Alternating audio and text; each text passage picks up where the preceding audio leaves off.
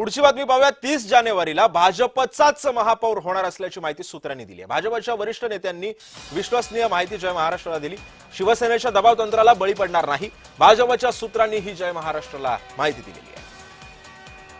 त्यामुळे आपण पाहतोय की सध्या महापौर पदाचा वाद जो आहे तो आता कुठेतरी शमल्याचं आपल्याला पाहायला मिळतं, कारण 30 जानेवारीला भाजपच्याच नेत्यांनी, वरिष्ठ नेत्यांनी या संदर्भातली माहिती दिलेली आहे। मुंबईचा महापौर हा फक्त भाजपचाच होणार असं या नेत्यांनी ठणकावून सांगितलंय। ना शिवसेनेचा ना इतर कोणाचा, फक्त आणि फक्त भाजपचाच महापौर होईल असं भाजपच्याच नेत्यांनी सांगितलेलं आहे। त्यामुळे जी 2.5 वर्षांच्या महापौर पदाची जी मागणी शिवसेनेकडून करण्यात येत होती, ही मागणी कुठेतरी गांभीर्यानं भाजपनं घेतलं नसल्याचं सुद्धा एकंदरीतच दिसतंय। त्यामुळे भाजपच्या सूत्रांनी जय महाराष्ट्राला ही माहिती दिली आहे। येत्या 30 जानेवारीला मुंबईचा महापौर हा भाजपचाच होणार असं ठणकावून सांगण्यात येतं।